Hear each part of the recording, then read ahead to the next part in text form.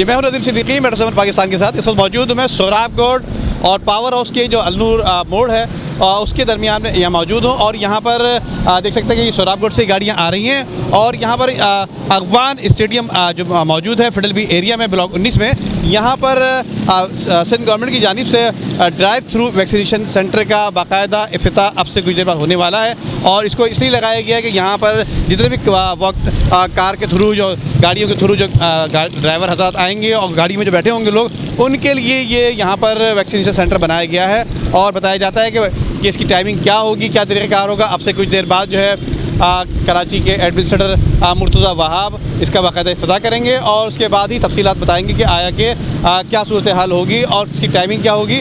और यकीनन अंदर जाके मालूम करते हैं कि कितने बूथ बनाए हैं और लोगों की सहूलियात के लिए क्या इंतजाम किए गए। आइए जी, देखिए कि इस वक्त हम यहाँ पर ड्राइव थ्रू जो वैक्सीनेशन सेंटर बनाया गया उसके अंदर आ चुके हैं। और इसके अंदर जो मेरे पीछे देख सकते हैं कि यहाँ पर मुकम्मल इंतजाम किए गए हैं। और इसके साथ साथ दीगर यहाँ पर जो बूथ बनाए गए हैं वहाँ पर बताया जाता है कि इस तरह से यहाँ पर गाड़ियाँ आएंगी और गाड़ियाँ जाने के बाद लेफ़्ट साइड पे और राइट साइड पे दोनों मकामात पर जो है वो गाड़ी का सिलसिला यहाँ पर रखा गया है ताकि लोग आकर अपनी जो है गाड़ियों में बैठकर ड्राइविंग के अंदाज में अपनी गाड़ियों में ही इनको वैक्सीनेशन लगाई जाएगी। लेकिन पहले आप देख सकते हो कि पहले जो बूथ लगे हुए सामने, इसमें बाकायदा यहाँ पर एंट्री होगी और इसके बाद इसके पिछली सतह पर जो आप पीछे कैंप देख रहे हैं उन कैंप में बताया जाता है कि यहाँ पर जो है बाकायदा वैक्सीन लगाई जाएगी। लेकिन एंट्री कराने के लिए बाकायदा इन जो सामने फ्रंट पे आप बूथ नज़र आ रहे हैं, यहाँ पर जो इनके यहाँ पर जो दीगर स्टाफ बैठेगा और उनको यहाँ पर एंट्री कराई जाएगी। जबकि इसके साथ साथ जो हमें बताया गया है कि यहाँ पर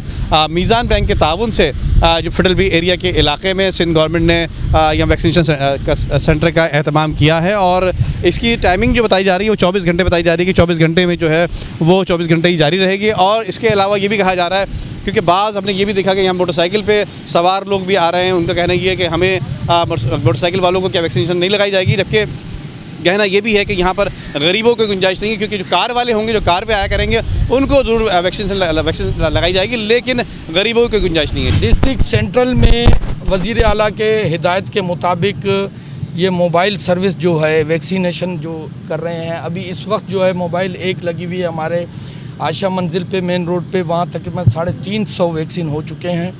और एक मोहम्मदी जो ब्लॉक 17 जो है वो अंजुमन गोदरा जो है वहाँ है, वो 3-4 दिन से लगी। वहाँ की जो फिगर है 4000 आदमियों को इस वक्त तक जो है वो लगा चुके हैं।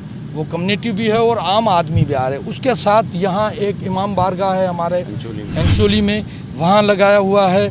और जो हॉस्पिटल्स हमारे पास हैं, 3 बड़े हॉस्पिटल हमारे पास हैं वो हैं। और मुख्तलिफ जहाँ डीसी साहब इसको मॉनिटर कर रहे हैं और हमारे DHO जो हैं मुजफ्फर ओढो साहब हैं। ये पूरी हिदायत जो है वज़ीर आला की तरफ से आती हैं। मैं एज ए शहरी और डिस्ट्रिक्ट का प्रेसिडेंट होने के नाते मैं अपने ऑनरेबल चेयरमैन बिलावल भुट्टो जरदारी साहब और अपने CM सैयद मुराद अली शाह और हेल्थ की मिनिस्टर का शुक्रगुजार हूँ कि उन्होंने इसको बहुत सीरियस लेके, क्योंकि कराची में जो रेशो जा रहा है आपसे ज़्यादा बेहतर मीडिया से नहीं कोई जानता, 25% था। अब कल की जो रिपोर्ट है उसमें 21-22 पे पहुँचा है। क्योंकि ये ज़िंदगी मौत का सवाल है। ये इसको किसी भी पार्टी या किसी भी तरह से जो है ना इसको इशू नहीं बनाना चाहिए, बल्कि ये हमारे तमाम लोगों का मसाइल हैं। ये जो इस शहर डिस्ट्रिक्ट सेंट्रल में रहते हैं हमारे लोग, उनके लिए। और हम उनको, हमारी पार्टी के लोगों को हमने मुतहरिक किया है कि वो लोगों के पास जाएं। जैसे अभी आज एक लगा हुआ है असमत कार्नर पे लगा है, तो रात को हमने फ्लैटों में और एरिया में जाके लोगों को बता दिया था कि यहाँ जो है मोबाइल जो है सर्विस जो है वैक्सीन की 8-8 घंटे पे अगर हम लेते हैं तो 3 शिफ्टें होती हैं। तो वो इंशाल्लाह ताला सिंध गवर्नमेंट इस पे भी देख रही है।